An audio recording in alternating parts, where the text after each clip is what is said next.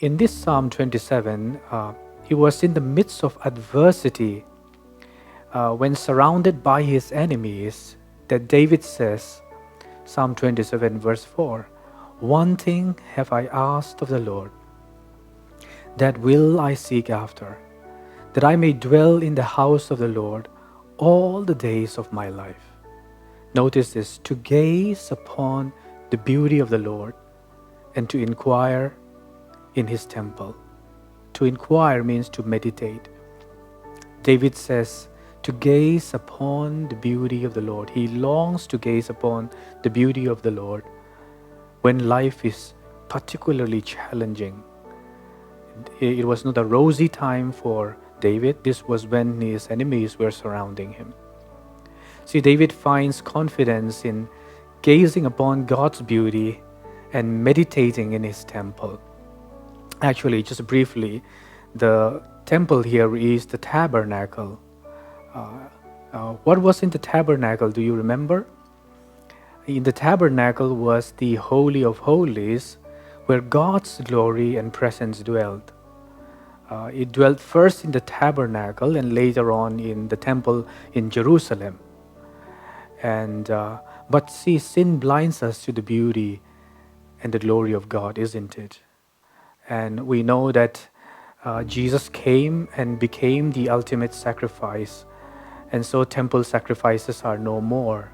So we now see the glory of God shining in the face of Jesus Christ, as the Apostle Paul says in 2 Corinthians 4:6. And I read to you where he says, "God, who said, 'Let light shine out of darkness,' has shone in our hearts to give the light of the knowledge of the glory of God in the face of Jesus Christ." Notice that he says, the glory of God in the face of Jesus Christ. The beauty of God's glory is seen in the face of Jesus Christ. You know, sometimes when I look at my laptop screen, I look at my wife sitting across the living room from the corner of my eyes. She's not aware I'm doing this. And I want to look at her again and again because I find her beautiful.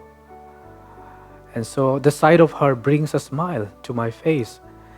This is because we were made for beauty. We were made to see beauty.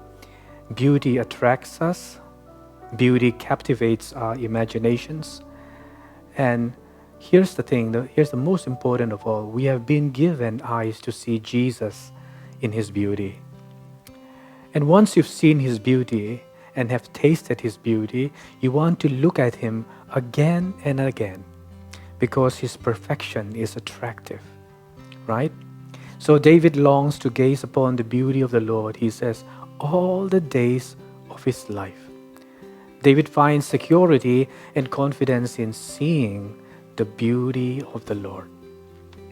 This is amazing to me. He says in that verse 5, Psalm 27, continuing there with verse 5, "For he will hide me in his shelter in the day of trouble. He will conceal me under the cover of his tent.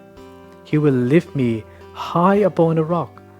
Verse 6, "And now my head shall be lifted up above my enemies all around me, and I will offer sacrifices with shouts of joy. I will sing and make melody to the Lord," he says. See, seeing his beauty brings delight. Seeing the beauty of the Lord brings delight. It's in gazing upon the beauty of the Lord that our heads are lifted up and our hearts soar and sing in wonder and amazement. I just love this. It means this, right? That no sight is as worthy of our attention and our affection as King Jesus. I know that the staring eyes of men may make us blush, uncomfortable, or feel judged as guilty or unworthy. But here's the thing, seeing King Jesus in his beauty is restful. As we turn our attention to him, his love, his loving eye meets our weary hearts. He's not a frowning God whose demands we must meet lest we be severely punished. He's not a harsh taskmaster who puts heavy burdens on us lest we forfeit his blessings, right? Revelations, I love this. Revelations 1:16 says, His face was like the sun, shining in full strength. That's the face of Jesus. His face was like the sun, shining in full strength. See, the sight of the glory, beauty, and majesty and the love of King Jesus really unites our scattered thoughts and brings delight to our hearts. And let me close with this by saying that a day is soon coming when we'll see Him face to face. That's hopeful for me, and I hope it is for you as well. We will see God's beauty in consummation. Can you imagine?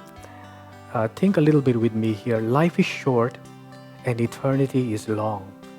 Life is short and eternity is a long time, and one day we will gaze upon the beauty of Jesus forever and ever.